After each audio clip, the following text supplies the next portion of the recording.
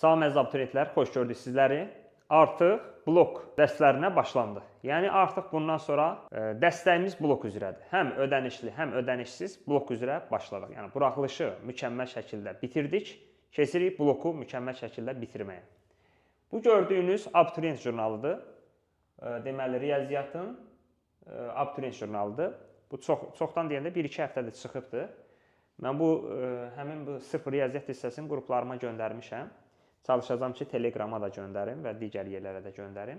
İndi başlayıb burada riyaziyyat 1-ci qrupun izahını verəcəm. İnşallah yaxın günlərdə 2-ci qrupunda izahını çəkib paylaşacağam. Eləcə də keçən ilin qəbullarına da izah edəcəm. Yəni siz fikir formalaşsın ki, necə düşür bloku, nə formada olur? Özünüzə inam yaransın, həvəs yaransın və başlayasınız bloku da, necə deyərlər, sökəsiz, dağıdasınız. Və əziz şahidlər, bu cür izahların davamlı gəlməsi üçün kanala abunə olub rəy yazmağı unutmayın. Bir də artıq inşallah yaxın zamanda blok sürət qruplarına başlayacağıq. Deməli, həm onlayn, həm əyani şəkildə. Əyani 20 yanvarda keçirik, onlayn da Zoom platformasında, YouTube canlı yayımında. Deməli, blok sürət qrupuna qoşulmaq istəyənlər bu nömrəyə yazsın, 075-122-13-13. Blok sınaq qrupuna qoşulmaq istəyənlər burada. Sınaq qrupunda təkcə sınaq işlənəcək, qəşəng sınaqlardır, mükəmməl sınaqlardır, yəni hər şey var orada. Sürət qrupunda isə hər gün demək olar ki, dərs keçiləcək, eləcə də sınaqlar da işlənəcək. Kimə hansı uyğunsa qoşulub 2 ay içərisində mükəmməlləşdirə bilər blok. Çox danışmadan gəlin keçək izahlara. Deməli, buradakı suallar, onu da deyim ki, biraz. Buradakı suallar biraz suallardır, yəni çətin suallardır. Amma yəni narahat olmayın da, bu modeldir də, yəni abituriyent jurnalında model suallar olur, yəni biraz çətinliyi artırılmış suallar olur. Ona görə çətin gəlir, yəni imtahanda bu qədər çətin olmayacaq. Sadəcə modeldir, mən bunları izah eləmək istəyirəm sizlərə. Deməli, əziz şahidlər, burada məsələ nədir? Burada vurğulara ayrıma adda, yəni bunu artıq mən burada çox xırdalıqlara enməyəcəm, çünki siz artıq 1-ci, 2-ci qruplarsınız, riyaziyyatınız müəyyən qədər öyrənib. Yəni bu sual hamımız bilirik ki, Viet düsturu ilə həll olunur, bunun kökləri 3 ilə 4-dür. Əgər bunun kökləri 3 ilə 4-dürsə, deməli, çünki hasilləri 12-dir, cəmləri 7-dir. Bunu x-3, x-4 yaza bilərik də biz bu şəkildə. Çünki qaydamız var idi ki, ax kvadrat plus bx plus c. Əgər sən bu ifadənin köklərini bilirsənsə, bunu necə vurğulara ayıracaqsan? Baş əmsal vurulsun, x çıx x1, x çıx x2 şəklində vurğulara ayıracaqsan. Bu şəkildə vurğulara ayıracaqsan. Mən də köklərini biləndən sonra baş əmsal 1-dir də, elə yazdım. Burada da bunun kökləri nədir? Bunun kökləri 2 ilə 3-dür. Hasil 6-dır, cəm 5-dir. Olacaq x-2, x-3. Sonra, böləndə tərsinə vurulur. Məxrəzdəki yuxarı qalxacaq. Bunun köklərinin biri 1-dir, biri də 2-dir. Hasil 2-dir, cəm 3-dür. Onda olacaq x-1, x-2.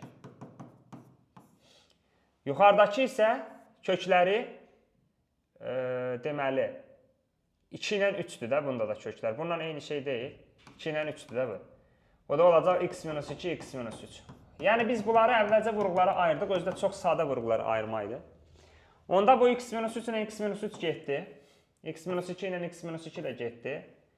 Sonra başqa heç nə getmir. Məcbur yerdə qalanları vurub açıram. X-i x-a vuranda x kvadrat. X-i mənfi 1-ə vuranda mənfi x eləyir. Mənfi 4-ü də x-a vuranda mənfi 4x. O da oldu mənfi 5x. Topladıq da mənfi x-lə mənfi 4x, mənfi 5x. Mənfi 4-də mənfi 1-ə vuranda müsbət 4. Aşağıda da x-i x-a vuranda x kvadrat. X-i mənfi 2-ə vuranda mənfi 2x. Mənfi 3x-a mənfi 3x, mənfi 5x. Mənfi 3-ü də mənfi 2-ə vuranda 6. Yəni, digərləri ixtisar getdiyi yerdə qalan budur. İndi bax, buradan gördüyün kimi x kvadrat çıx 5x nəyə bərabərdir? Mənfi 1-ə bərabərdir. Gətib x kvadrat çıx 5x-in yerinə mənfi 1 yazsam, mənfi 1-in üstə 4 gələndə 3 eləyir, mənfi 1-in üstə 6 gələndə 5 eləyir. 5-də 3 də eləyir 0,6. Yəni, çox rahat bir, rasional kəsirlərə aid olan bir gözəl sualdır. 0,6 A variantı. Sonra keçək faiz məsələsinə. Deməli, yazıb ki, 20%li duz məhlulundan 40 qram su buxarlanandan sonra 20 qram da duz əlavə edilərək 50%li məhlul alınır. Deməli, bunu yazmağın ən gözəl yolu belədir. Məhlul nə qədərdir? Belə deyək də. Məhlul, burada nə yazmışam özüm də bilmirəm. Məhlul, 20%li duz məhlulu. Məhlul nə qədərdir bilmirəm. Məhlul x qramdır. Amma onu bilirəm ki, məhlulun 20% duzdur. Çünki 20% duz məhlulu o deməkdir. Yəni məhlulun 20% duzdur. Onda məhlulun nə qədər olduğunu bilmirəmsə, x qramdırsa, bunun 20%, x-in 20% nə deməkdir? 0,2x deməkdir. X vur 20 bölü 100. Bu duzdur. Aydın məsələdir ki, x-dan 0,2 çıxanda 0,8 x-dan nə eləyəcək? Su eləyəcək. Bu birinci etapımızdır. Sonra gör nə yazıb. Deyir, 40 qram su buxarlanandan sonra, yadda saxlayın, əgər 40 qram su buxarlanırsa, artıq növbəti məhlulda nələr baş verəcək? Bura yazırsan məhlul, bura yazırsan duz, bura yazırsan su.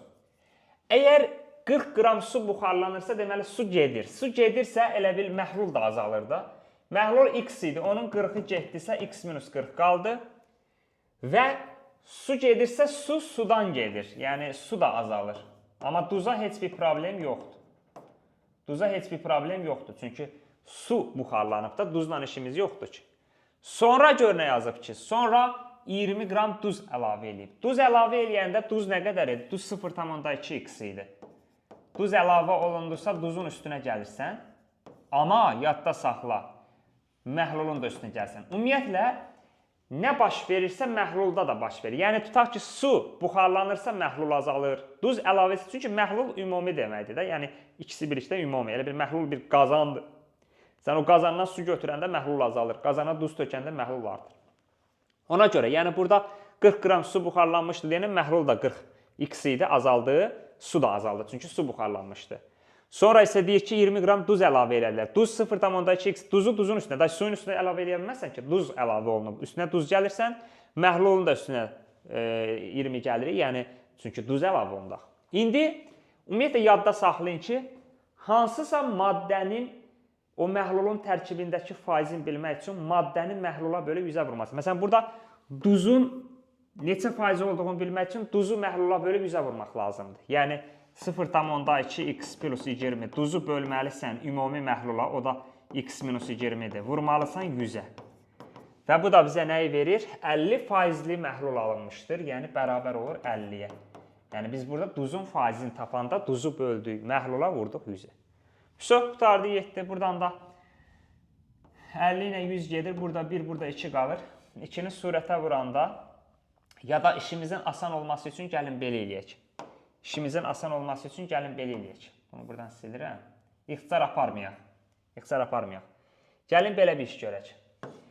Buradakı 0-ın 1-ini aparaq ixtisar. 0-ın 1-ini ixtisar aparaq. Onu vururam surətə. Onu surətə vuranda, onu 0,2x-ə vuranda 2x plus 200 bərabərdir. 5-i də bura vuranda, burada 5 qalmışdı, sıfırları x aparmışdım. 5x minus 100. Yəni işimi asan elədim də. Bunda 100 bu yana gəlir, 200 ilə birlikdə 300. 5x-dan da 2x çıxanda 3x, x də bərabər 100.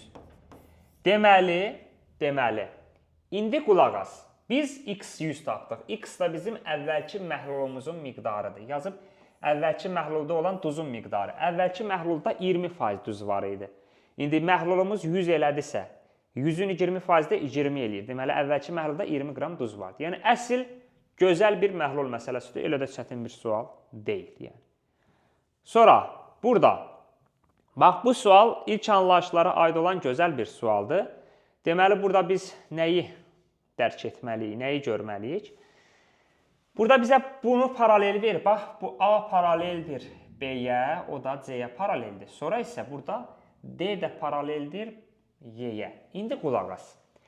Əgər bu buna paraleldirsə, onda bu qamma beta ilə daxili çarpazdılar. Bax, bu qamma ilə beta daxili çarpaz. Çünki bunlar paraleldirlər, bu da kəsəndir. Onda qamma beta bərabərdir. Birinci qaydamız bu. Bunu buradan görürük. Digər tərəfdən məsələn mən görürəm ki, burada fi ilə qammanın cəmi nədir? Fi ilə qammanın cəmi 180-dir. Çünki bunlar daxili bir tərəfli bucaqlardır. Ona görə. Beta ilə alfanın da cəmi 180-dir. Çünki bunlar da daxili bir tərəflidirlər. Bunlar da cəmi 180-dir. Sonra bunu belə uzadaq. Görək nəsə çıxırmı meydana. Hələ ki, dəyin görək bizdən nə istəyir. Hələ bir dənə baxaq, görək nə istəyir. Gəlin, burada nə iş görək. Burada 2 alfa plus 2 qamma yazmayıb. 2 alfa və 2 qamma ifadəsində 2 alfa, bir dəqiqə, indi görüm burada bizə nə var? Bir dəqiqə. 2 alfa plus 2 qammadır. Buradan mən 2-ni çıxartsam, qalacaq alfa plus qamma. Yəni burada 2 alfa ilə 2 qamma, 2-ni çıxartdım alfa plus qamma. Bu mənfi beta və mənfi fidən də mənfini çıxartsam beta plus fi qalır. İndi bir dəqiqə. Beta plus fi qalır. Mən burada fi plus qamma yazmışam. Aha. İndi bax. Burada beta plus fi var. Bu tapıldı. Nətər tapıldı? Qamma betaya bərabər olmadı. Bunlar daxili çarpaz idilər. Qamma betaya bərabər oldu. Gətirib buradakı qammanın yerinə beta yaza bilərəm də. Qammanın yerinə beta yazanda oldu fi plus beta. Yəni buradakı qammanın yerinə deməli beta yazdım. Eyni şeydirlər. Qamma betaya bərabərdir. Onda fi plus beta 180. Burada fi plus beta deməli bu 180-dir. Bunu tapdıq. Fi plus beta oldu 180. Burada var idi da. Fi ilə beta. Sonra alfa plus qamma var burada. İndi qulaq as. Gətirib burada. Beta qammaya bərabər deyil. Buradakı betanın da yerinə nə yazıram? Qammanı yazıram. Betanın yerinə qamma yazanda oldu qamma plus alfa bərabər 180. Burada da qamma plus alfa deyil, bu da 180. Onda 2-ni 180-də vuranda 360. 360-dan da 180 çıxanda cavab 180-dir. Bu şəkildə. Yəni sadəcə burada daxili bir tərəflidirlər. Bunların cəmi 180, fi ilə qamma. Beta ilə də alfanın cəmi 180. Bunlar da daxili çarpazdır. Qamma betaya bərabər. Yerinə qoyduq, məsələni bitirdik. Burada gözəl bir sualdır, 4-cü sual. Deyir ki, A həqiqi ədədi üçün ifadəsi ən kiçik qiymət alarsa. Uşaqlar, bax, bu ifadə nə vaxt ən kiçik qiymətini alır? Təbii ki, bu cüt dərəcədir. Cüt dərəcənin ən kiçik qiyməti o vaxt olur ki, 0. Yəni, kök 6-dır da, bu kök 6-nın cüt dərəcədən kökün 6 mənfi heç vaxt ola bilməz. Ən kiçiyi 0-dır. Onda bu mötərəzənin içərisi nə vaxt 0 ola bilər? A ya 3 olmalıdır, ya da mənfi 3 olmalıdır. Çünki A-ya 3 də verəndə 3-ün kvartı 9 eləyir, 9-dan 9 çıxanda 0 eləyir. Mənfi 3 də verəndə 9 0 eləyir. Yəni, bura 3 ya mənfi 3 verəndə bu 0 olur. Onda burada nə baş verəcək? Deməli, bu ifadə, yəni A-nın hansı qiymətində ən kiçik qiymət aldı? 3 mənfi 3 qiymətində. Bizdən də soruşur ki, 5 çıxılsın 7A ifadəsinin böyük qiyməti.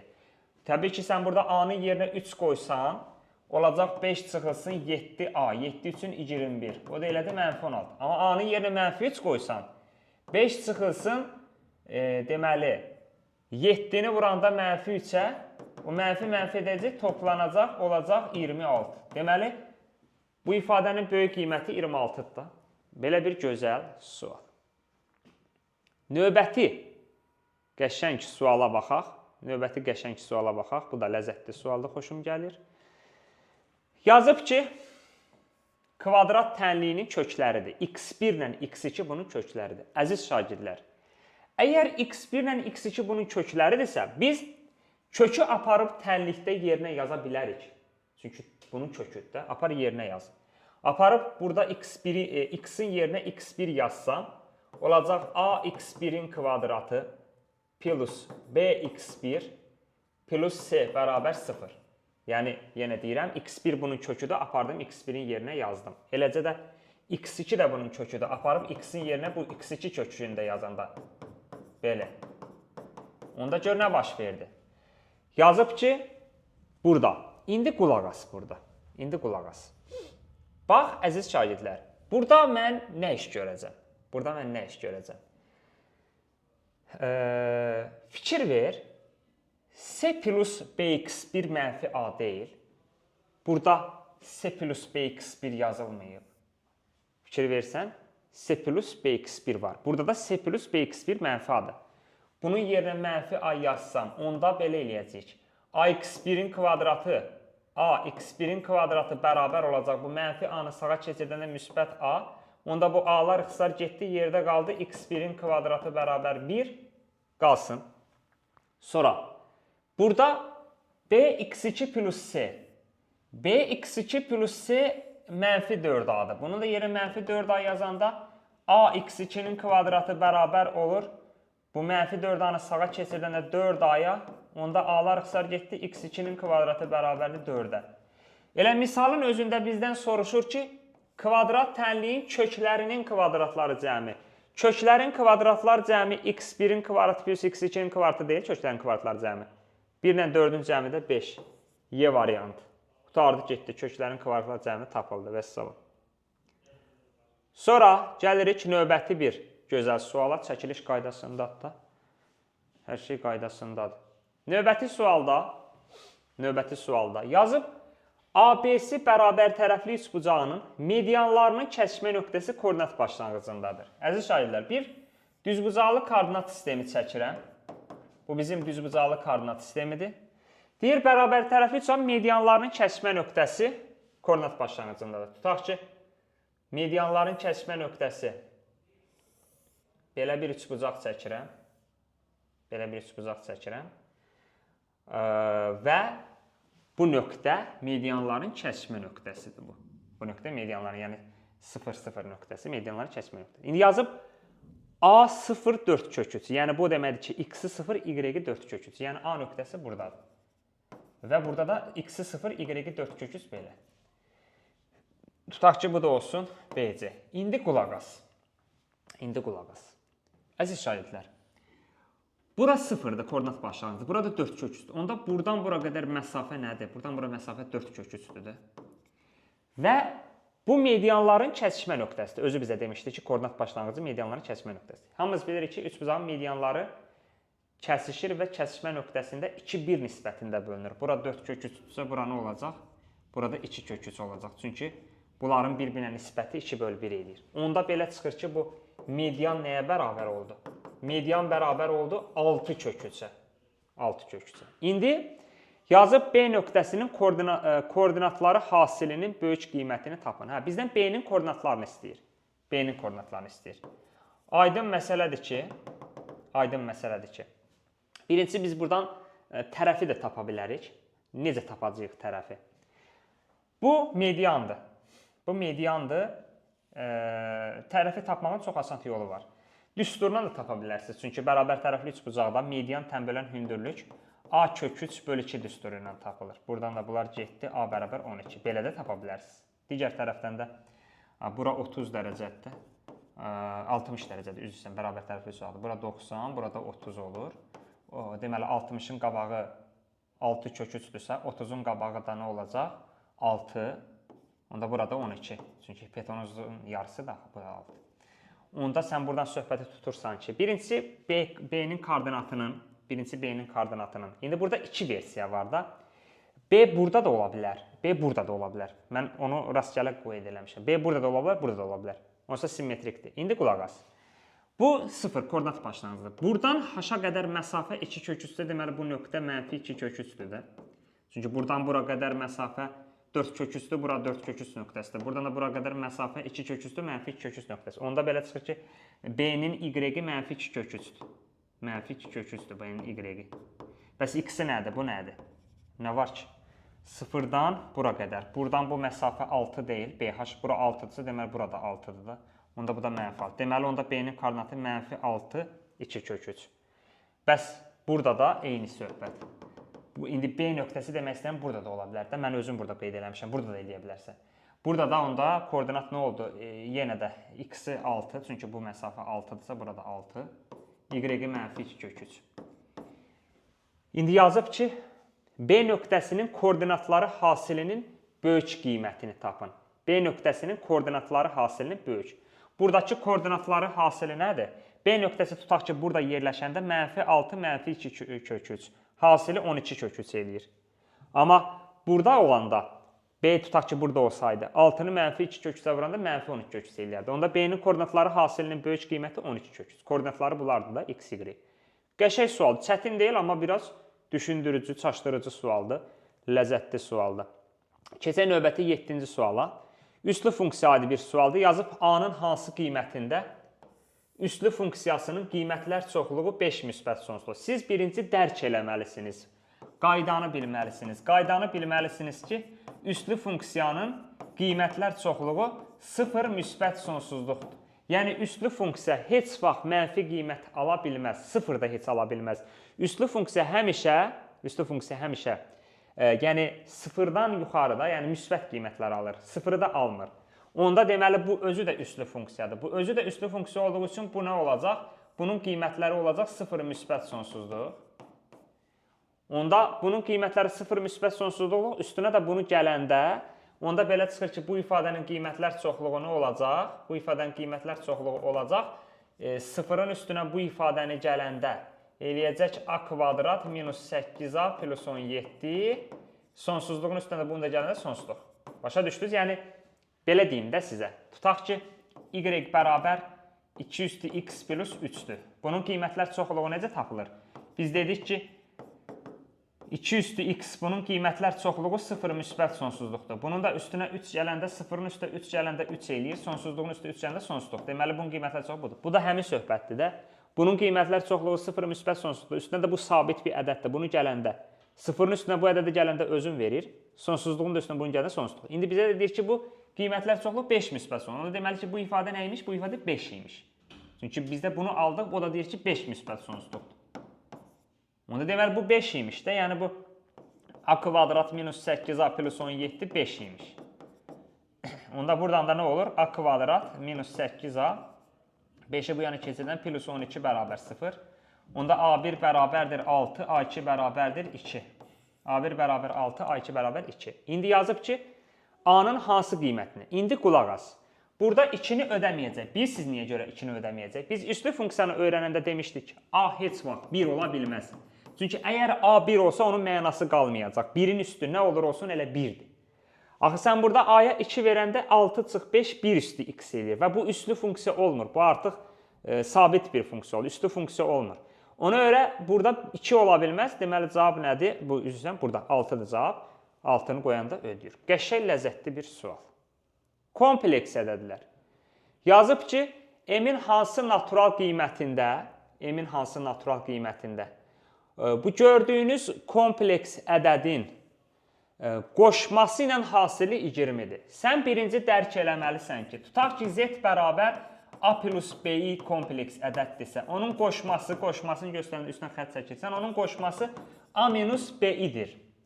Və kompleks ədədin öz qoşmasına hasilin vuranda, yəni a plus b-ini a minus b-iyə vuranda, bu olur a kvadrat minus b kvadrat i kvadrat. I kvadrat mənfi 1-dir, mənfi ədər olur belə. Deməli, buradan onu dərk eləməlisən ki, kompleks ədədin öz qoşmasına vuranda o nəyə bərabərdir? Həqiqi hissə ilə xəyali hissənin kvadratları cəminə bərabərdir. Deməli, biz də bu misalda bunun qoşması nə olacaq? Z üstündə xətt. Bunun qoşması olacaq. Qoşmasını da tapanda həqiqi hissə heç vaxt dəyişmir. Xəyali hissənin qabağına mənfi atırsan. Yəni, kompleks ədədin qoşmasını tapanda həqiqi hissə dəyişmir, xəyalinin qarşısına mənfi atırsan. Onda bu özüdür, bu qoşmasıdır. Hasili, dedik ki, hasili nədir? Həqiqi hissə ilə xəyali hissənin kvadratlar cəmidir hasili. Həqiqi hissə m-2-dir. m-2-nin kvadratı plus xəyali hissə də m-4-dür. m-4-ün kvadratı. Belə. Bizə bunu verib 20. İndi burada məsələ nədir? Burada da əslində sən bunun açılışları yazıb diskriminantla gedəcəksən, 2 dənə kök tapasan və onun da naturalını götürəsən. Şifahi görsənir ki, m6-dır. Bilsən niyə görə? 6-dan 2 çıxanda 4-lü kvadratı 16 eləyir. 6-dan 4 çıxanda 2-li kvadratı 4-lü cəmi 20. Yəni, demək istəyirəm ki, heç diskriminantı həll eləmədən onu görmək olur. Amma təbii ki, diskriminantı həll edərək də onu tapa bilərsiniz. O da öz yerində. Bu. Deməli, uşaqlar, yazıb ki, qəşəng sualdır ya. Üstü işlənib düzdür, amma qəşəng sual. Deyir, sahəsi 200 olan düzbucaqlıda BY bərabərdir YC-yə. Onda mən də dedim ki, bura A-dırsa, burada A-dır. Bunlar bir-birinə bərabərdir. Sonra, yazıb ki, NK AD-yə paraleldir. NK hansıdır? NK budur. Bu AD-yə paralelsə, deməli bunun özü də bir düzbucaqlıdır. Çünki AD-yə paraleldir. Onda bu 90-dır. Bura 90-dır. Yəni bu paraleldir də buna. Bura 90-dır. Və yazıb AN bölünsün NB 2/3. Qulaq as. AN budur 2x. NB də budur 3x. Çünki AN-in NB-yə nisbəti 2/3-dürsə 2x 3x eləyir. Onda yazıb ştrixlənmiş hissənin sahəsini tapın. İndi qulaq asın. Burada məsələ nədir? Əziz şagirdlər. Bu biraz gözəl sualdır, diqqətli olmalısınız. Bax, bu 2-nin 3-ə nisbətidirsə, onda buradan bura qədər 3x-dirsə, bu da 3x-dir. Düzdür, bunu müxtəlif yollarla tapmaq olar. İndi mən bir yolla deyəcəm, siz də başqa yolla tapa bilərsiniz hətta. Mənim ağlıma gələn budur. Birinci, mən burada oxşarlıqdan istifadə edirəm. Bax, bu gördüyünüz AN, bura L deyək. ANL oxşardır. ABY. Niyə görə? Çünki bura bir dənə alfa desəm, bu gördüyünüz ANL üçbucağında alfa var, burada bir dənə 90 var. Bu gördüyünüz ABY üçbucağında alfa var, 90 var. Yəni bir üçbucağın iki bucağı o birisinin iki bucağına bərabərsə oxşardır. Onda. Burada beta desək, burada beta olur. Onda. Burada belə deyək də, betanın qabağındakı balaca 2x-in bu böyük üçbucaqda betanın qabağındakı 5x-a nisbəti bərabərdir. Bu alfanın qabağındakı NL-in bu alfanın qabağındakı bu a-ya nisbəti. Bura a demişik. Bura a-dırsa burada a-dır. Onda buradan da x-lar gedir. NL bərabər olur 2a/5. Onda biz bura nə deyirik? 2a/5 deyirik bura. İndi mən nə etmək istəyirəm onu deyəcəm sizə. Bunlar simmetrikdir də. Çünki buna paraleldirsə, bura 2x-dir deməli, bura da 2x-dir, bura 3x, bura 3x-dir. Sonra bu buna bərabər olduğuna görə bura a-dırsa, bura da a-dır. Yəni bunlar simmetrikdir. Yəni bu üçbucaq nədirsə, bu da odur. Bu nədirsə, bu da odur. İndi qulaq as. Mən bir başlayıram nə etməyə. Birincisi buradan burada bir m deyək, buna da bir h deyək. Biz burada LM-i tapa bilərik də, LM-i. Niyə görə? Bax da, bura 2a/5-dir, bura. Burada 2a/5-dir. Eləyir 2a, 2a, 4a/5. Ümumi də 2a-dır. 2a-dan bunları çıxanda bu həmin LM-i taparam da. Yəni 2a-dan çıxanda bunu, bu da eləyəcək 5-də.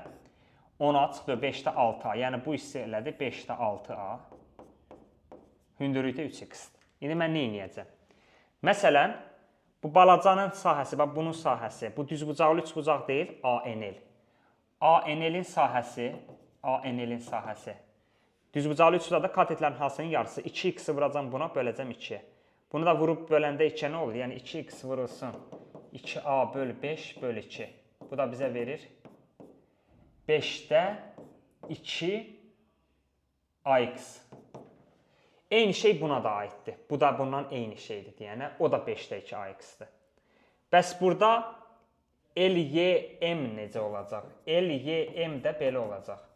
Hündürlük 3x-dir. Bu da 3x-dir. Oturacaq da 5-də 6a-dır. 5-də 6a bölü 2. Yəni hündürlük vurulsun, oturacaq bölü 2. O da 2 ilə 6 gedir 3. 5-də 9ax.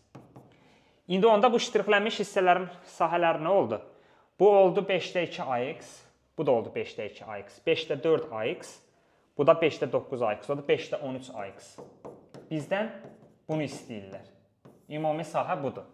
İndi qulaq as. Bizə burada sahəsi 200 olan düzbucaqlı demişdi. Düzbucaqlının da bu tərəfi 2a-dır, bu tərəfi 5x-dir. 2a-nı 5x-a vuranda 10ax. Bərabər 200-dürsə, onda ax da bərabərdir 20-yə. Gətirib burada ax-in yerinə 20 qoysam, 5-də 13 vurulsun 20, 52. Yəni, mən bu yolla tapdım. Bəlkə də asant da yolu var. Necə asant yolu? Məsələn, burada Bu da buna oxşardı, bu da buna oxşardı. İndi mənim ilk baxışdan ağlıma gələn bu yol oldu da. Amma başqa bunun bəlkə də daha asan yolu da var, yazarsınız. Yəni orada bir problem yoxdur. Üstə mənim elə ilk ağlıma bu gəldi, bununla da dedim. Bu neçənci sualdır? 9. Yoruldum necə, bu nədir? Çünki ağırdır suallar. Deyir, iki tərəfi 5 və 6 olan üçbucağın üçüncü tərəfin uzunluğu da natural ədədlərlə ifadə olunur. Üçbucaq verib bizə. Üçbucaq verib bizə. İki tərəfi 5 ilə 6-dır. Üçüncü tərəfi də deyir ki, natural ədədlə ifadə olunur. Aha. Qulaq as. İndi burada söhbət ixtiyari üçbucaqdan getdiyinə görə hamımız bilirik ki, üçbucağın üçüncü tərəfi digər iki tərəfin cəmindən kiçikdir, 5 ilə 6-nın cəmindən. Fərqindən də böyükdür. Deməli, onda x burada 1 ilə 11 arasında yerləşir. İndi bizdən deyir ki, təsadüfən seçilmiş belə iki üçbucaqdan yalnız birinin bərabər yanlı üçbucaq olması. Birinci növbədə gəlin görək burada neçə üçbucaq var. Burada neçə dənə x varsa o qədər üçbucaq var da. Yəni x burada 2 də ola bilər, 3 də ola bilər, 4 də, 5 də, 11-ə qədər. Deməli 1 ilə 11 arasında neçə dənə ədəd var? Qayda demişdik ki, beləncə ədədlərin sayını tapanda hər ikisi daxil deyil, intervalla da. 11-dən 1 çıxırsan, üstünə də 1 gəlirsən, yəni 11 dənə ədəd var burada. 11-dən 1 çıxıram, 10, üstə 11 dənə ədəd var. 11 dənə ədəd var, deməli 11 dənə üçbucaq var, ümumi. Söhbət bütün üçbucaqlar. Ehtimal nə idi? Əlverişli halların, yəni bizə lazım olan halların bütün mümkün hallara nisbətidir. Ümumilikdə 11 dənə üçbucaq var və biz onun ikisini seçirik. 11-dən 2. Çünki yazıb ki, 2 seçilmiş 2 üçbucaq. Amma xüsusi hal nədir? Həmin o 2 dənə üçbucağın yalnız biri bərabər yanlı üçbucaq olsun. Ümumiyyətlə burada bərabər yanlı neçə dənə üçbucaq var? Bərabər yanlı üçbucaqlar 2 dənədir də. Çünki burada x-in yerinə 5 qoysaq 5 bərabər yanlı olacaq. Bir də x-in yerinə 6 qoysaq 6. 2 dənə bərabər yanlı üçbucaqdır. Və o biri bərabər yanlı deyir olsun. Onda bərabər yanlılar deməli 2 üçbucaqdan yalnız biri. İndi qulaq as. Biri bərabər yanlı olacaqsa, məcburdur o birisi bərabər yanlı olmasın. Çünki 2 dənə seçirsən sən. 2 dənə seçirsən, onun biri bərabər yanlı olsun deyir. Biri bərabər yanlısa, o birisi bərabər yanlı olmamalıdır. Onda bərabər yanlılar 2 dənədir, ondan bir dənəsini seçməlisən. Çünki 2 dənə bərabər yanlı var. Bizə də bir dənə bərabər yanlı lazımdır. 2-dən 1 seçdin. Vurulsun. Vuracaqsan çünki əlaqəlidir bir-biri ilə. Sən 2 dənə seçməliydin, hələ birini seçibsən, o birisini seçməlisən. Vurursan. Bəs onda bərabər yanlı olmayan neçə dənədir? 9 dənədir. Çünki ümumilikdə burada 11 dənə üçbucaq var. Onun ikisi bərabər yanlı idi, 9-u bərabər yanlı deyil. Deməli, biri bərabər yanlısa, o birisi də bərabər yanlı olmamalıdır. 2 dənə seçirsən, o birisi 9-dan 1. Onda 2-dən 1 2 deməkdir. Burasında 1 olanda özüdür də. 2-dən 1 2 deməkdir. 9-dan 1 9 deməkdir. 11-dən 2 dənə deməkdir. 11 deməli 11 vur 10 bölü 2 11 vur 5. O da elədir. Biz nəyisə səhv elədik burada, nəyisə bir dəqiqə. 11 faktorial bölünsün. 11-dən 2 9 faktorial vur 2 faktorial. O da 11 vur 10 vur 9. Düz eləmişəm axı. Bir dəqiqə.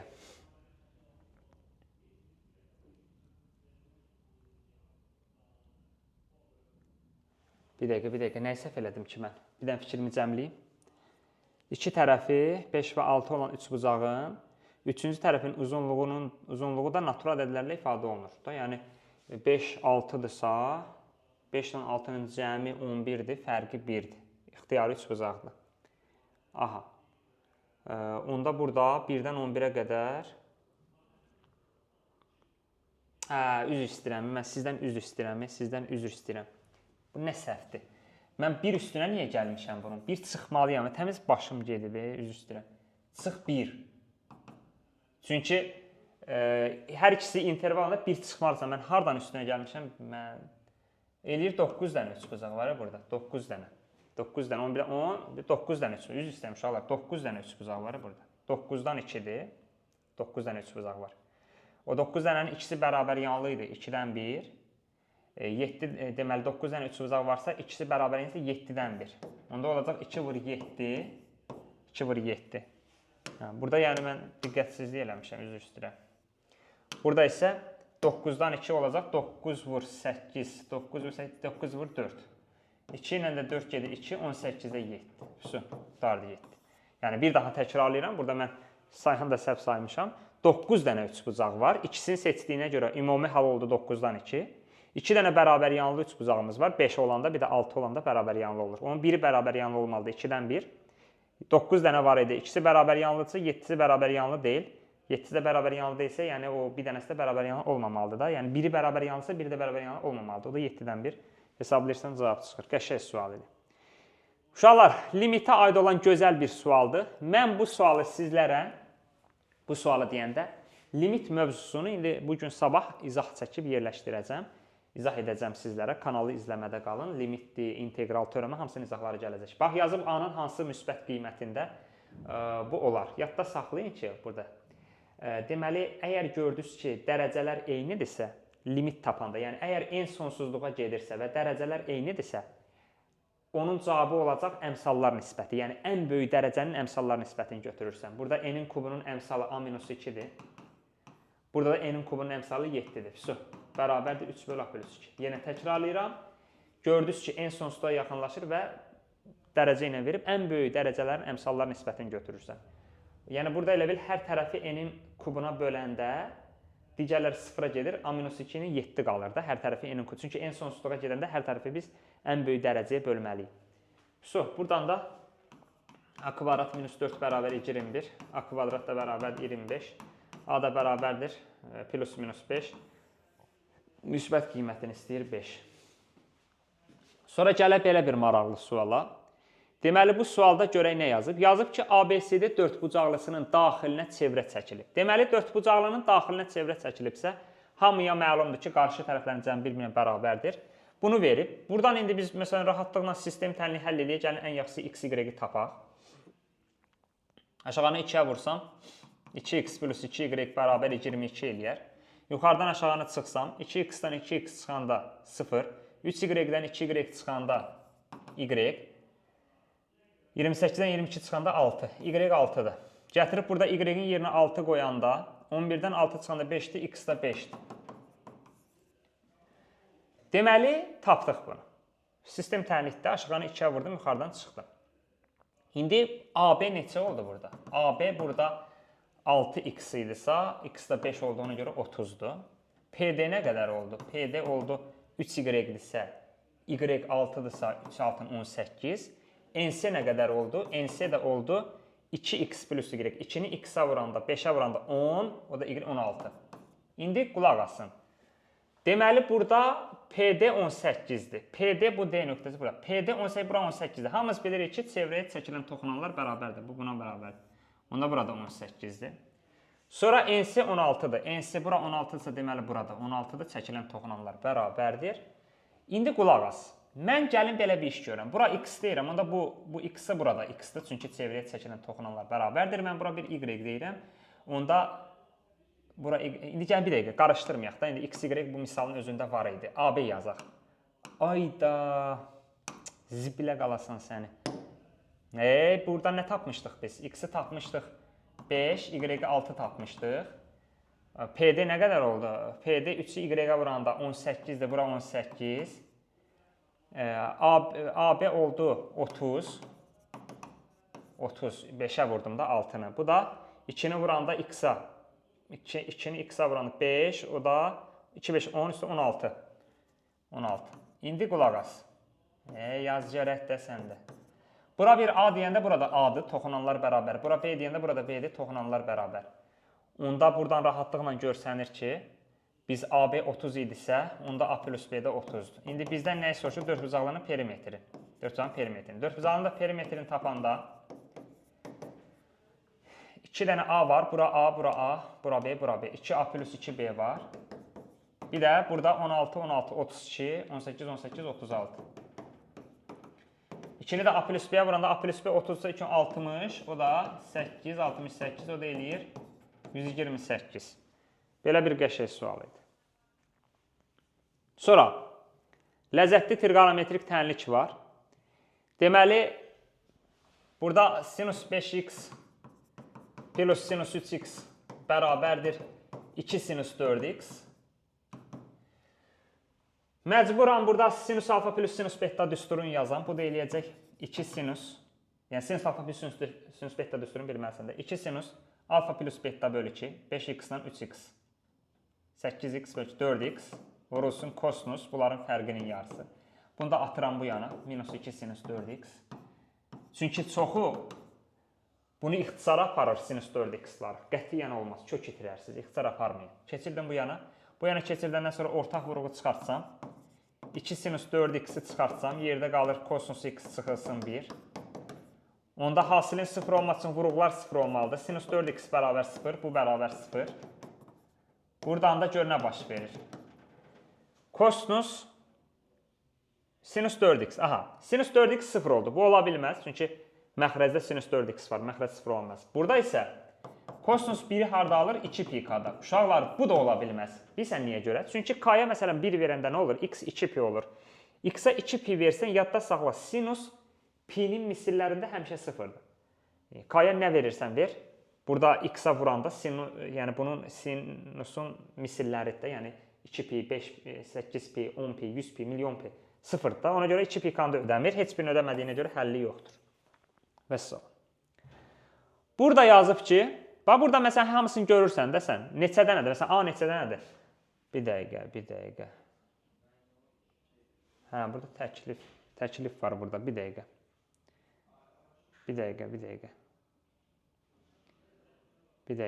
Burada məsələ nədir? Deyir funksiyası üçün hansı təklif doğrudur? Birinci növbədə biz dərk eləməliyik ki, təyin oblast tapanda kökün altı nə olmalıdır? S minus dx olmalıdır böyük bərabər 0. Yəni bu qısa konkretdir. Yəni təyin oblast tapanda kökün altı həmişə nə olmalıdır? Böyük bərabər 0. Burada ABCD-nin konkret qiymətləri yoxdur axı. Mən nətər tapım? Bir dəqiqə. Yəni deyirəm, qiymətlər çoxluq, təyin oblast həmişə kökün altı böyük bərabər 0 olmalıdır. Və burada digər tərəfdən qiymətlər çoxluq tapanda isə, indi burada bir şey var. CD aradakı fərqə baxaq. C D-dən kiçikdir. Bax da, C buradadır, D buradadır. Deməli, onda C-dən D çıxanda mənfidir. Onda belə çıxır ki, hə, X nədir burada? X mənfidir. Niyə görə? Bu C minus D ifadəsi mənfidir. Mənfini mənfiyə vurmalısan ki, müsbət olsun da, çünki kökün altı mənfi ola bilməz. Bu C minus D hardan mənfidir? Baxıram ki, C D-dən kiçikdir. C D-dən kiçikdirsə mənfidir. Mənfini mənfiyə vuranda müsbət olmalı. Deməli, X nədir? Mənfidir. Təyin oblastda nə demək? Təyin oblastda X-in aldığı qiymət deyil. Deməli, X mənfidirsə, təyin oblast mənfi sonsuzluq 0. 0-ı da ala bilər, bir də mənfi ədədlərdir. Bu getdi. Qiymətlər çoxluğu isə Y-in aldığı qiymətlərdir. Və yadda saxla, açıq B. A da B-dən kiçikdir, mənfidir. Bax da, A B-dən kiçikdir. Çünki A balacadır B-dən. Kök də həmişə müsbətdir. Kök altı ifadənin qiyməti heç vaxt mənfi ola bilməz. Onda mənfini müsbətə vuranda mənfi eləyir. Deməli, Y həmişə mənfi olduğuna görə qiymətlər çoxluğu da mənfi sonsuzluq 0. Tək funksiyada xeyr, kök altı ifadələr ümumiyyətlə tək olmur. Çünki sən orada X-a müsbət qiymət verə bilmirsən axı. Həm də bunun qrafiki koordinat başlanğıcına nəzərən simmetrik deyil deyənə tək deyil. Oldu 1-2. Qəşəng sualdır. 15-ci sualda da yazıb ki, oturacaqları 5 və 20 olan trapesiyanın diaqonallarının kəsişmə nöqtəsindən oturacaqlara paralel çəkilmiş düz xətt yan tərəfləri N və N nöqtəsində kəsir. Uşaqlar, trapesiya verib, bunun düsturu var. Bunun düz isbatı da var, düsturu da var. Bax, belə bir trapesiyadır. Yazıb ki, oturacaqları 5-dən 20-dir. Və bizə yazıb ki, diaqonalların kəsişmə nöqtəsindən, bu diaqonalların kəsişmə nöqtəsidir. Bu nöqtədən oturacaqlara paralel Bu diaqonal oturacaqlara paralel xəttlər çəkilib. Yəni diaqonalların kəsmə nöqtəsindən oturacaqlara paralel xəttlər çəkilib. Paralel xətt çəkilib. Və yazıb ki, yan tərəfləri MN nöqtəsində kəsir. Deyir MN-i tap. Bunun düsturu var. Düzdür. İndi o düsturun isbatı da var. Mən düsturu birinci deyim ki sizə. Əgər gördünüz ki, trapesiyanın diaqonallarının kəsmə nöqtəsindən oturacağa paralel xətt çəkilibsə bunun kimi, onda həmin düstur belədir ki, 2 vurulsun oturacaqların hasilini bölürsən oturacaqların cəminə. Düstur budur. Onda 2 vurulsun BC 5, vurulsun AD 20, bölünsün 25-ə. O da 5 ilə 25, 5 ilə 24, 8. Su. 8. O da hardan çıxır? Oxşarlıqdan çıxır da. Oxşarlıqdan. Məsələn, burada çoxluca oxşarlıq var. Birinci oxşarlıq budur ki, bu buna oxşardır. Çünki paralelliyə görə alfa, alfa, beta, beta. Bu da qamma, qamma. Yəni, bu buna oxşardır birincisi. Digər tərəfdən, onda belə çıxır ki, bu buna oxşardırsa, bu buna oxşardırsa. Burada qammanın qabağındakı 5-in, qammanın qabağına 20-yə nisbəti 1/4 elədiyinə görə, 5-i 20, 1/4 elədiyinə görə, burada da alfanın qabağındakı bura bir x desəm, burada da alfanın qabağı 4x olacaq. Çünki bunun buna nisbəti 1/4-sə, bu da 1/4. Digər tərəfdən, bu gördüyünüz MBO yazaq buna. MBO da oxşardır, deməli, ABD-yə. Çünki niyə görə? Üçbucaqda demişdik ki, bir dənə paralel xətt varsa. Çünki burada ABD üçbucağında bu MO paraleldir də. Üçbucaqda bir dənə paralel xətt varsa oturacağa, deməli o həmin o paralelin yaratdığı üçbucaq böyüyə oxşar olur. Onda burada da məsələn bu bucaqla bu bucaqdır, bu bucaqdır. Onda burada da belə çıxır ki, bunun qabağındakı x-in, bunun qabağındakı 5x-ə nisbəti bərabərdir. Bunun qabağındakı buranın, bura A deyək, A-nın, bunun qabağındakı 20-yə nisbəti. Oradan x bərabər 4. X yox, A bərabər 4. Onda bura 4-cəm, eyni şey burada aiddir. Deməli 4, 4, 8. Yəni oxşarlıqdan biraz uzun gedir, amma oxşarlıqla, yəni birinci bunun buna nisbəti, bir də yəni bu üçbucaq buna oxşardır, bir də bu bütövə oxşardır. Oradan çıxır. Düstur isə budur. İki halın ikisini də dedim. Baxaq bu suala. Çox qəşəng sualdır ya. Yəni çətin deyil, amma belə ləzzətli, çaşdırıcı deyərdim sualdır. Bax, burada yazıb A-nın A çoxədlisinin dərəcəsi n-3-dür. Onu hətta belə yazıram.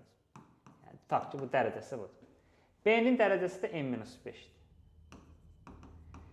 Bizə deyir, bunun cəminin dərəcəsi n+4-dür. İndi qulaq as. Bu bir çoxədlidir.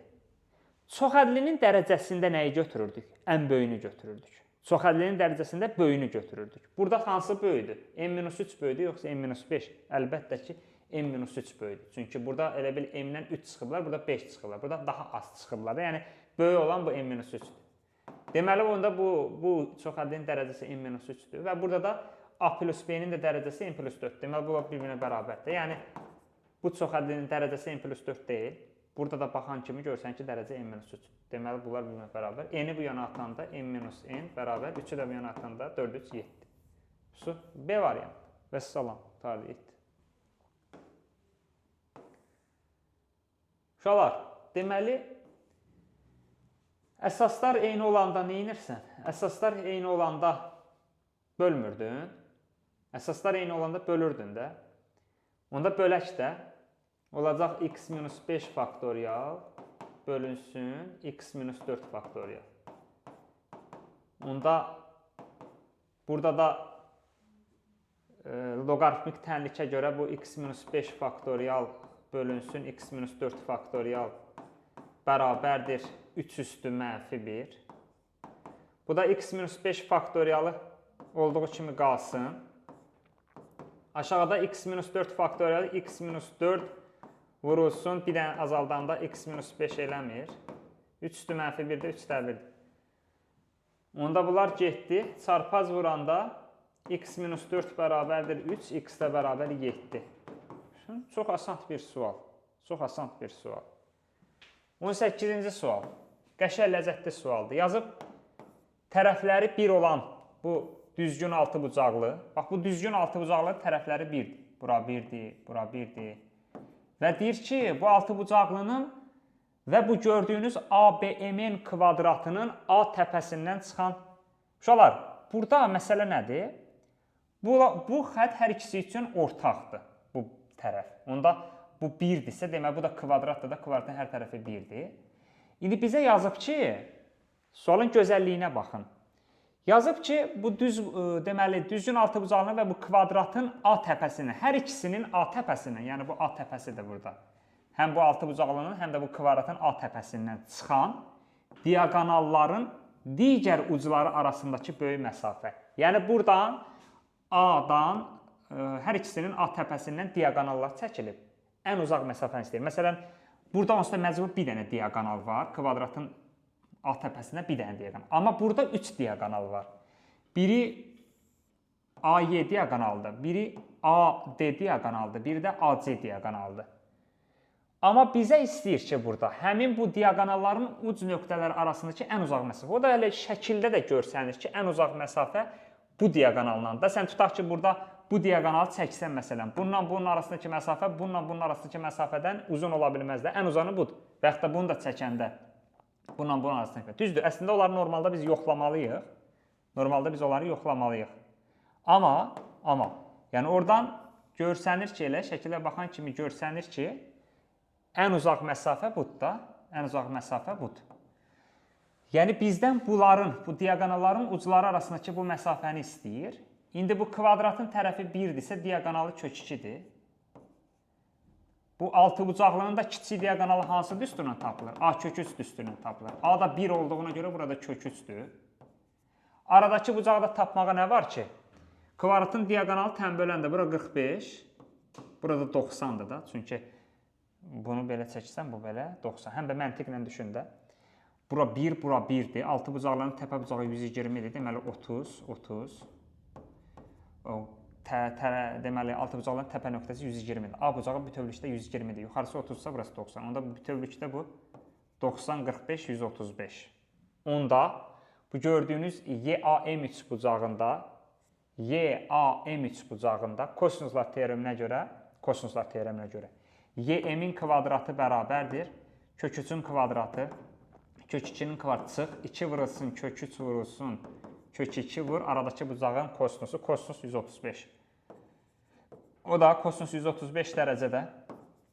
Trigonometriyanı yaxşı bilməlisən ki, bunu 90 plus 35 yazırsan, 45 yazırsan. Düzdür, 90-da ad dəyişir, sinus olur, pi bölü 2 deməkdir.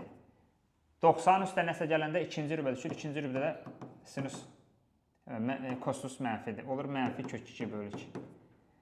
Onda olacaq 3 üstə 2, 5 vurulsun, 5 çıxılsın, 2 vur, kök 3 vur, kök 2 vur. Bu da mənfi kök 2 bölü 2, mənfi plus kök 2 bölü 2. Bunlar getdi, oldu 5 plus 2 kök 3. Amma bunda kvadrat idi. Y-min kvadratı. Y-min kvadratı oldu 5 plus 2 kök 3 də kök 12 deməkdir. Bundan da kök alanda Y-m oldu kök altında 5 plus kök 12. D variantı. Bax, orada elə bil söhbət A-dan çıxan diaqonallar arasındakı ən uzaq məsafədən gedir. O da bu diaqonalda baş verir. Yəni bu diaqonalda yox, bu diaqonalda ən uzaqda. Aradakı ən azından bucaq böyüdür, oradan tuta bilərsiniz. Bir dəqiqə bayaqçı kimi eləyək bunu. Bir dəqiqə. Bunu nətər eləmişdik bayaqlar? Bunu belə eləmişdik. Bunu da buradan belə eləmişdik. Açım orada, qəşəng ləzzətli. Göstərim də belə daha geniş olsun. Telefonu qoyaq. Aha. Bunda da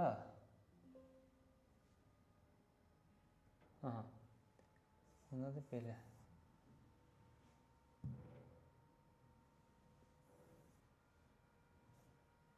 Aha. Belədir, belə. Aha, əla, bazardıq. Deməli, bax, əziz şahidlər, bu sualda, 19-cu sualda, deyir, bu ləzzətli sualdır, ləzzətli sualdır. Deyir, bunun təyin oblasti ilə qiymətlər çoxluğunu kəşfməsini tapın. Əziz şahidlər, birinci bunu sadələşdirmək lazımdır. Burada 1 çıx kosinus 4-cü dərəcədən x deyil. Bu 1'i 1 üstü 4 kimi yazın. 1 çıx kosinus kvadrat x, 1 plus kosinus kvadrat x. Bölünsün sinüs kvadrat x plus 2. Yəni, iki ifadən kvadratlar fərqi. Biz hamımız bilirik ki, sinüs kvadrat x plus kosinus kvadrat x bərabər 1-ə və buradan da, məsələn, sinüs kvadrat nəyə bərabərdir? 1 çıx kosinus kvadrat. Yəni, kosinusu bu yana. İndi belə çıxır ki, 1 çıx kosinus kvadrat sinüs kvadrat demək. Onda bunlar getdi, qaldı 1 plus kosinus kvadrat plus 2. O da oldu 3 plus kosinus. Bax, biz bunu sadələşdirdik. Yəni, əvvəlcə bunu sadələşdirdik. Yəni, bunu açılır. İndi təyin oblast çox asandır. Təyin oblast x-in aldığı qiymətlərdir. X də hər şey ala bilər. Mənfi sonsuzluq, müsbət sonsuzluq. Təyin oblast budur. Amma bir şərtlə. Orada x pi-ləri ala bilməz. X pi-ləri ala bilməz. Niyə görə? Axı x pi-ni alsa,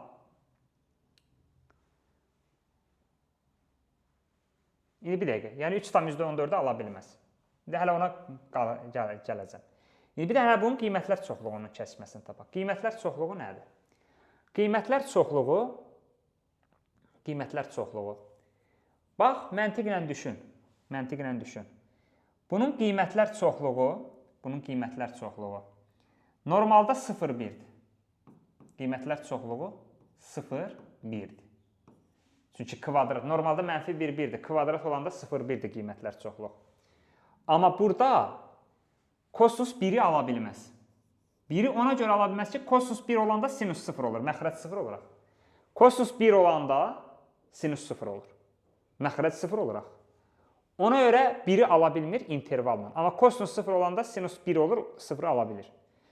3-ün üstünə də 0,1 gələndə olur. 3-ün üstə 0,1 gələndə olur belə. 3, 4. Bu 3, 4 oldu. Burada da təyin oblastı belə oldu. Mənfi sonsuzluq. Təyin oblastı oldu belə. Mənfi sonsuzluq pi, pi müsbət sonsuzluq. Niyə görə? Çünki axı orada təyin oblast normalda hər şeyi ala bilərdi. Amma pi-ni ala bilməz. Pi-də sinus 0 olur. Yəni pi-də. Onda bunları kəsişdirəndə. 3, 4 deyil bu. 3, 4. Amma pi-ni ala bilmir. Pi də buralarda yerləşir. Sonra bir də onu da qeyd edəndə kəsişmə bura. Yəni 3-dən pi-yə, pi-dən 4-ə. Yəni qısa konkret pi-ni ala bilmir 3-dən 4 aralığında. 4-ü də ala bilmir məxrəc 0 eləmədiyinə görə. Qəşəng sual idi. Burada 20-ci sualda. Bu silsilədir, özü də 2 dənə silsilədir. Çaşdırmaq üçün belə veriblər. 2 dənə silsilədir. Bax, 100, 50, 25. 100, 50, 25 nöqtələr gedir. Sonsuz azalan həndəs silsilə. 99, 33, 11. Bu da sonsuz azalan həndəs silsilə. Burada B1 100-dür. Q 2-də 1-dir. S bərabər B1 bölünsün 1 minus Q deyil. B1 100 bölünsün 1-dən də 2-də 1 çıxan 2-də 1 elədi 200. Burada B1 99-dur. Q 3-də 1-dir. Onda S bərabər B1 99 bölünsün 1 3-də 2. O da 2-də 3 qalxır. 3 9-un 27, 2 yadda 27, 28, 29, 297. Onda toplayanda nə olur? 200-dür. O da 148,5, 348,5. Yəni 2 dənə ayrı-ayrı silsilədir. Törəməyə aid olan bir sualdır. Mən inşallah törəməni sizə izah edəcəm.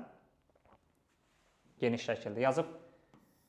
Funksiyanın qrafikinə çəkilən toxunanlar absis oxuna paraleldir. Yadda saxlayın. Əgər toxunan absis oxuna paraleldirsə, ümumiyyətlə törəmədə bu qayda çox vacib qaydadır. F törəmə x bərabərdir k, F törəmə x0 bərabərdir k, o da bərabər tangens alfa. Bu çox vacibdir törəmədə. Və yadda saxlayın. Əgər törəmədə deməli qrafikə çəkilən törəmənin də, yəni o funksiyanın qrafikinə çəkilən toxunan absis oxuna paraleldirsə, deməli alfa 0-dır. Onda belə çıxır ki, alfa 0-dır, tangent 0-da 0-dır. Yəni qısa konkret f törəmə x0 bərabər 0. Şəkili də birazdan göstərəcəm. Onda bunun törəməsini tapanda neysə, törəmə tapmaq çox asandır.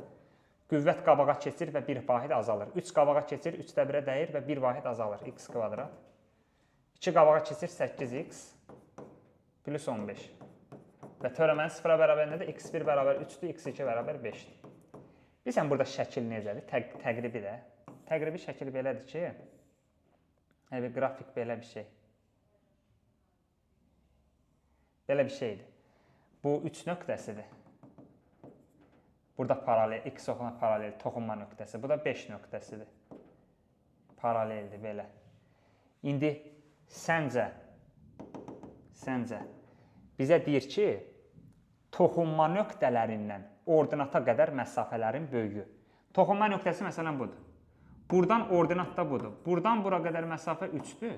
Amma buradan bu ordinata qədər məsafə 5-dir. Deməli, onda cavab 5 olacaqdır. Çünki toxunma nöqtəsindən ordinata qədər olan məsafənin böyüsü 5-dir.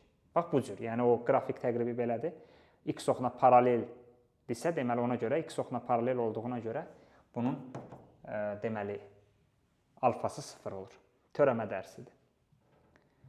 Burada yazıb ki, iki müstəvinin kəsişməsindən alınan ikiyüzlü bucaqlardan biri budur və yazıb ikiyüzlü bucağın xətti bucağı da budur. Yadda saxlayın ki, iki müstəvinin kəsişməsindən alınan ikiyüzlü bucaq elə xətti bucaq deməkdir. Ona görə bunlar bir-birinə bərabərdirlər. Yəni təkrarlayıram. İkiyüzlü bucaq, yəni yazıb iki kəsişən müstəvinin arasında qalan bucaq, o ikiyüzlü bucaq elə xətti bucaqdır. Burada sənə verib də xətti bucağı da verib. Deməli, bir-birinə bərabərdirlər. Onda 90 bərabərdir 3 alfa, alfa da 30-dur. Şifahi. Sonra. Qəşəng ləzzətli bir sual var burada. Yazıb ki, A bərabərdir. Bax, 10 nə deməkdir? 10 2 vur 5 deməkdir. Üstündə də n plus k, n plus k. B nə deməkdir? 15 nə deməkdir? 3 vur 5 deməkdir. 3 üstü n minus k, 5 üstü n minus k. Yəni bu şəkildə. Gördüyünüz şəkildə. İndi qulaq as.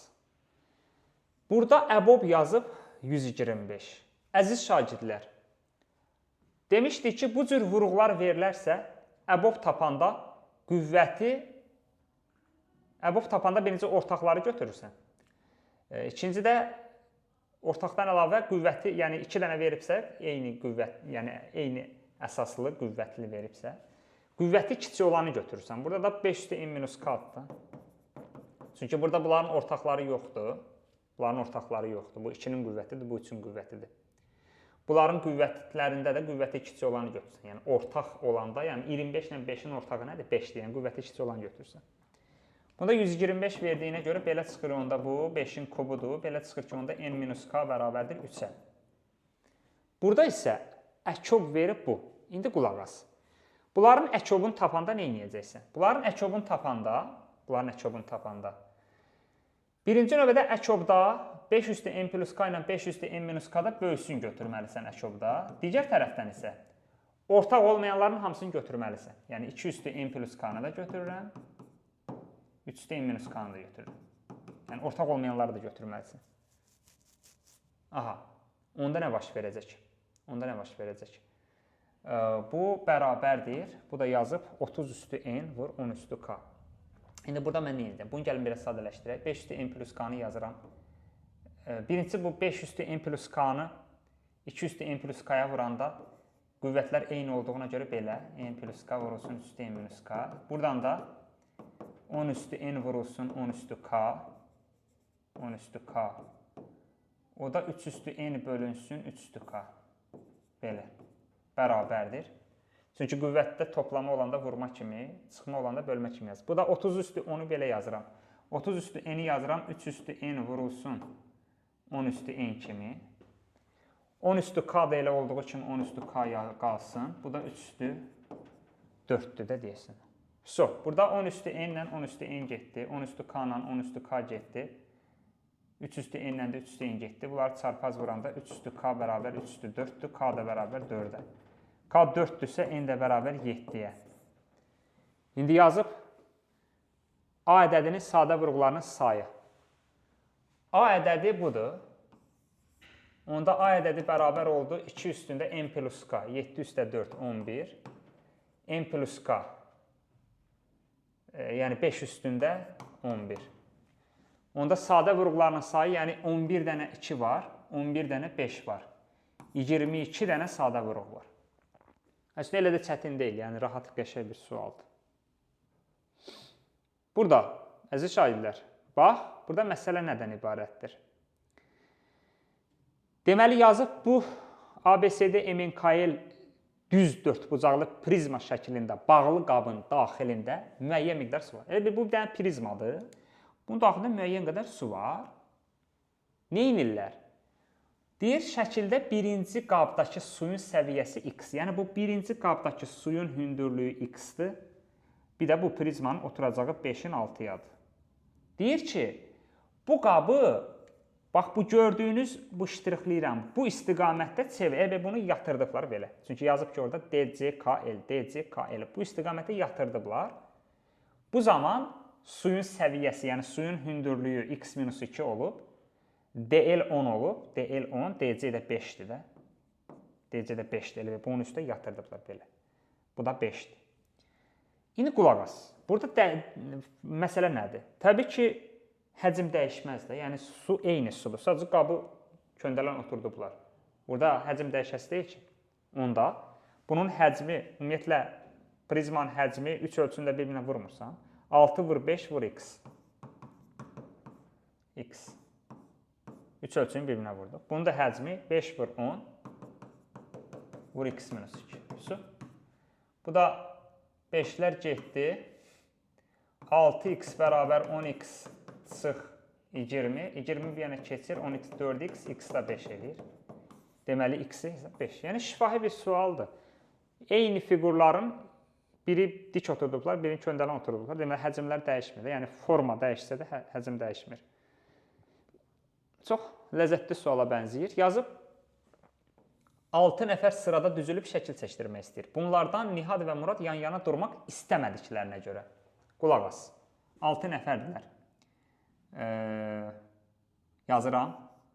6 nəfərdirlər. Necə yazaq? N1, N2, N3, N4. Bir də Nihad və Murad. İndi burada qulaq as. Biz demişdik ki, yanaşı o, gəlin belə eləyək. Burada Nihadla Murad yan-yana durmaq istəmirlər. Biz onu tapmaq biraz çətindir. Nə tər tapacaqsan? Gəlin görək, bunlar yan-yana dursaydılar nə olardı? Əgər yan-yana dursaydılar nə olursa, ümumi haldan onu çıxmalısan. Yəni, ümumi bütün hallardan yan-yana durula bilən halları çıxanda yerdə qalacaq yan-yana dura bilməyən hallar.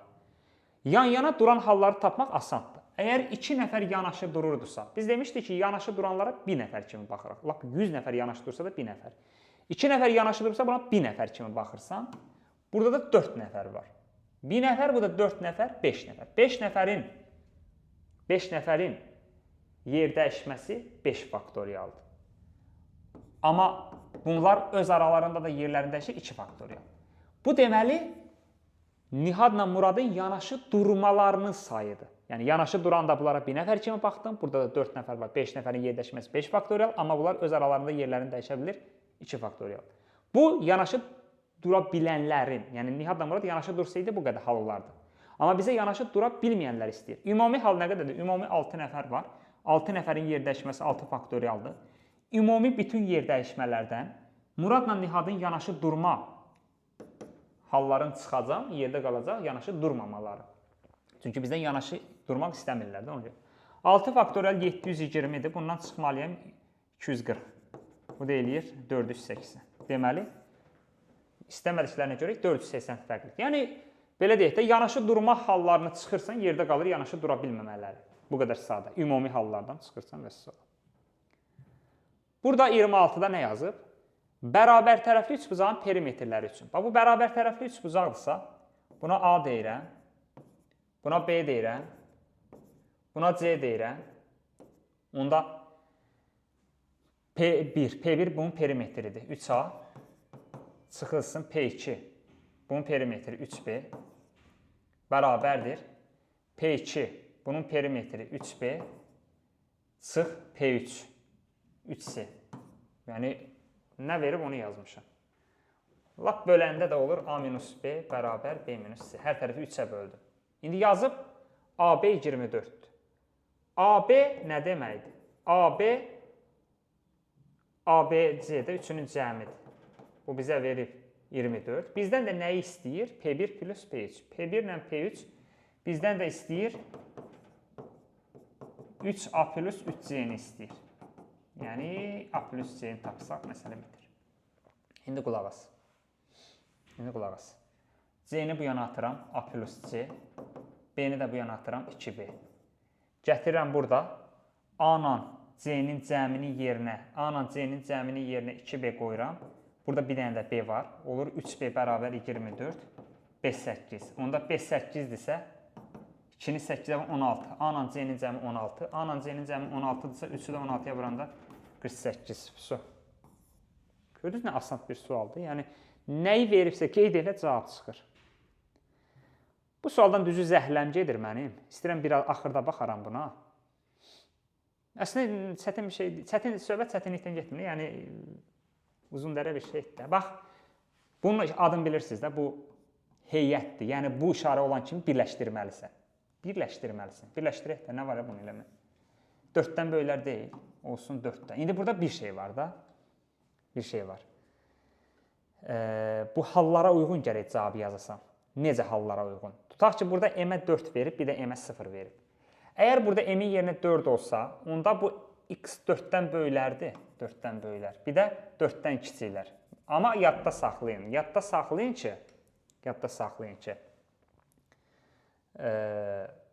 birləşmədə qayda belədir ki, birin ödəyir, birin ödəmir, götürür. Yəni, birləşmədə məcbur deyil hər ikisini ödəyir. Hər ikisini ödəmək kəsişmə deməkdir. Birləşmədə birini ödəyib, birini ödəməyə bilər. Əsas odur ki, heç olmasa birini ödəsin.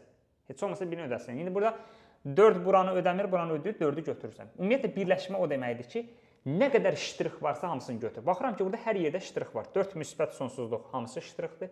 4-dən kiçiklər, hamısı ştrixdir. 4-ün birini alınır, birini alır, götürürsən. Birləşmədə, yəni birini alıb, birini almasa götürürsən. Deməli, onda belə çıxır ki, burada bütün ədədləri ödədir. Yəni, M4 olanda həlli mənfi sonsuzluq, müsbət sonsuzluq, bu 1-ə aiddir. Yəni, 1-ə aiddir D variantı. M0 olanda bəs nə olur? M0 olanda həlli yoxdur, yox, buna aid deyil. Çünki M-ə 0 versəm, 4-dən böyüklər, 0-dan kiçiklər, bunun həlli olur, elə bil, mənfi sonsuzluq 0, 4 müsbət sonsuzluq. Birləşmədə, çünki bütün ştrixləri götürürsən. Su. İstənilən qiymətində həlli var, istənilən qiymətində yox. İstənilən qiymətində həlli var, nə deməkdir? İndi baxarıq ona.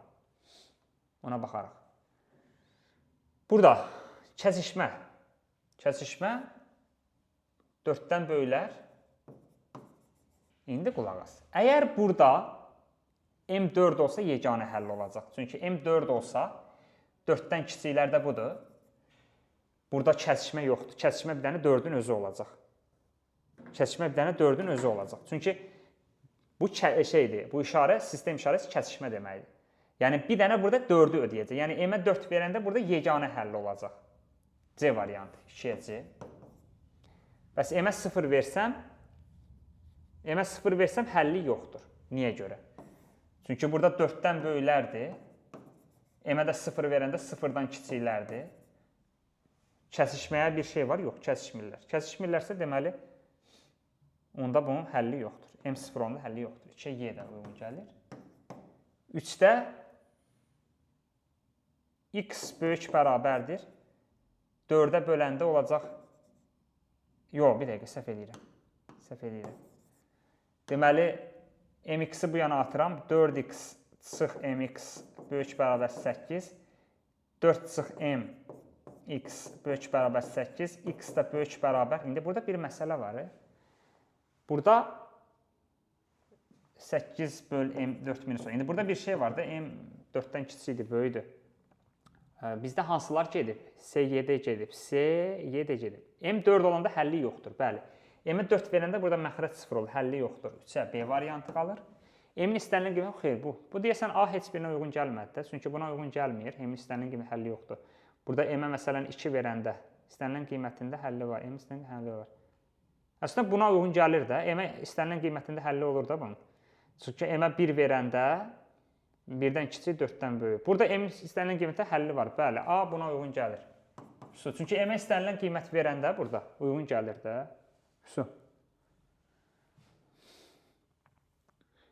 Bu sual.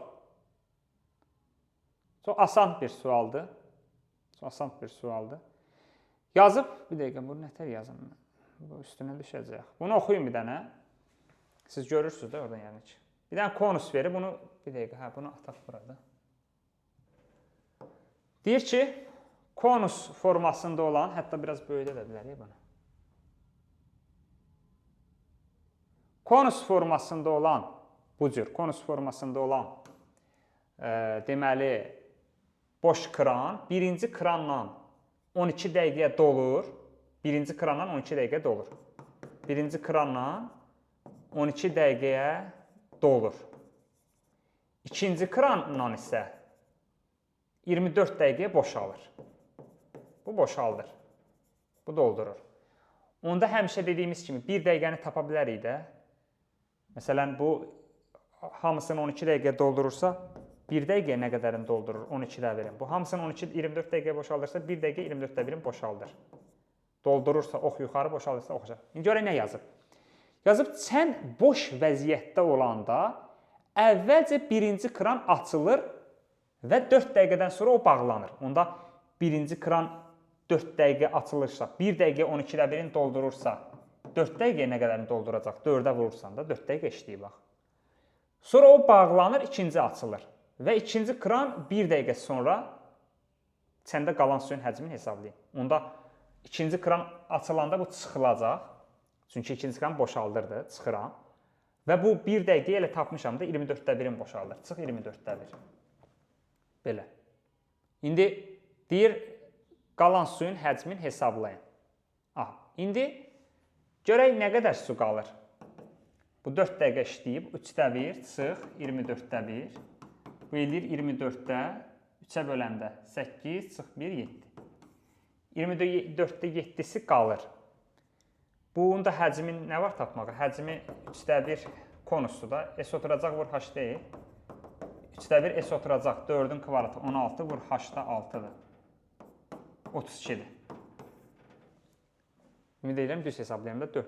3-də 1 S oturacaq vur H. H 6-dır. Pi r kvadrat. 4-ün kvadratı 16.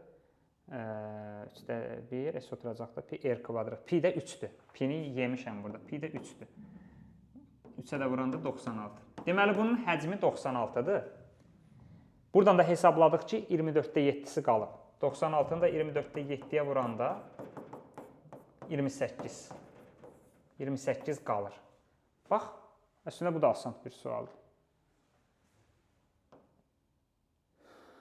Baxa bu suala. Deməli, yazıb ki, bunun həcmi, integrala aid bir sualda bunun həcmini istəyir. Deməli, bunu necə tapacaqsınız? Necə tapacaqsınız? Bax, gəlin birinci nə edək? Ümumi bu integralı tapaq, sonra bu ağ hissəni çıxaq. Ümumi integralı nətər tapasın? İndi integral keçəndə daha yaxşı biləcəksiniz. Bu 0 ilə başlayır. Bu da 9-dur da, 9 ilə sərhədlənir. 0-dan, yəni bunun x-i 0-dan 9-a qədərdir. İntegral 0-dan 9-a, 0-dan 9-a və bu kök x-dır da, kök x, dx. Bunu tapmalısan. Bu, elə bil, bütün hamısını bildirir. Bax, burada nə qədər hamısını bildirir, bütün hamısıdır bu. Çünki 0-dan 9-a qədər bu da üst qapaq belə deyil. Bu da yadda saxlayın ki, kök x, x üstü 2-də 1 deməkdir və integral da tapanda belə olanda üstünə 1 gəlirsən, 2-də 1-in üstünə 1 gələndə 2-də 3 və 2-də 3-ə bölürsən, o da 3-də 2. 0-dan 9-a. X-in yerinə 9 qoyanda 3-də 2 vurursun. X-in yerinə 9 qoyanda 9 3-ün kvadratıdır. 2-lər gedir, 3-ün kubu 27 olur. 18. 0-ı da qoyanda 0. Deməli, bütün hamısı 18-dir. Bu 18-dən çıxmalıyam, bu şeyi çıxmalıyam 18-dən. Deməli, bu var bu ağ hissə var. Bu ağ hissənin sahəsini tapmağa nə var ki? Deməli bu ağ hissə bir körbucaqlı üçbucaqdır. Bunun hündürlüyü elə bu 3-dür. Niyə görə 3? Nətər 3 tapdım? Burada x-a 9 verəndə burada nə olur? X deməli burada həmin elə bil bu kök x-in y-in tapmalıdır. Burada x-dan 9-da kəsr var. X-a 9 verəndə kök altda 9 bu 3 eləmir. Deməli bura 3-də bu 3-dür. Bu da 8-dir. Bu körbucaqlı üçbucağın da bu ağ hissənin də sahəsi 8 vur. Yəni hündürlük budur. Kənara düşür. Körbucaqlı üçbucaqda hündürlük kənara düşür. Oturacaqda 8-dir. Bu da neçə edir? 12. Deməli ümumi sahədən bu ortadakı ağ hissəni çıxanda yerdə qalır 6. Yəni cavab 6. Həmin o bizdən soruşulan ştrixlənmiş hissələr 6. Qəşəng bir integral sualı idi. İntegral keçəndə yaxşı. Bu da isbat sualıdır. Çox asan bir isbat sualıdır. Yazıb ki, oradan görürsünüz yəqin ki. Elə bir çevrəni burada çəkin. Aha. Çevrədir. Bu mərkəzdir. Buna belə çəkib. A, D, Y, B, bu da C. Deyir, mərkəzi O nöqtəsində olan çevrədə AD bərabərdir BY. Buna bərabər verib. Bizə deyir, isbat elə ki, CD SY bərabərdir. Yəni, bunun buna bərabər olduğunu isbat elə. Bilirsən, nətər eləyəcəksən? Birincisi, siz bilməlisiniz ki, çevrədə bərabər vətərlərə söykənən qövslər də bərabərdir. Yəni, bu qövsə alfa desən, bu qövs də alfadır. Onda bunlar alfadırsa, bu da mərkəzdən keçir də. Onda gəlin tutaq ki, burada bir dənə beta deyək. Bu qövs, bu DY qövsü. İndi qulaq as. Buradakı bucaq nə olacaq sizcə? Əlbəttə ki, buradakı bucaq. Söhbət oradakı bucaq. Bu AY qövsünün qövsünə söykənib də. Onda bu AY qövsü alfa ilə betanın cəmidir. Bu da daxilə çəkilmiş bucaqda alfa ilə betanın cəminin yarısı. İndi baxın bu bucağa. Bu A bucağı da DB qövsünə söykənib, belə. Bu qövsə söykənib. Burada da bu qövs beta ilə alfanın cəmidir. Onda bu da alfa plus beta bölgü. Onda belə çıxır ki, bu üçbucaq bərabər yanlı üçbucaqdır. Bərabər yanlıdırsa, bura x-dır. Onda məcburdur. Burada y olmalıdır ki, bu bərabər yanlı olsun da, bu x plus y, bu x plus y bərabər olsun. Onda deməli, bu buna bərabər olduğu isbat olundu. Bax, bu da asan bir isbat. Əziz şagirdlər, gördüyünüz kimi bütün abituriyent jurnalını izah elədik. Qarşıda əvvəlki illərin qəbullarından da izahlar verəcəm. Sizə dəstək olacağım. Limitin izahıdır, integral teoremə gələcək inşallah yavaş-yavaş. Maksimum dəstək olmağa çalışacağım sizə. Kanala abunə olub rəy yazmağı unutmayın. Bir də blok dərslərimiz başlayır. Blok dərslərinə qoşulub, hər gün dərs keçərək bloka hazırlaşa bilərsiniz, eləcə də sınaq qruplarınıza qoşula bilərsiniz. Bu nömrəyə yazın, mükəmməl buraxılışı necə dağıtdıqsa bloku da elə dağıdacaq inşallah. Sağ olun, salamat qalın.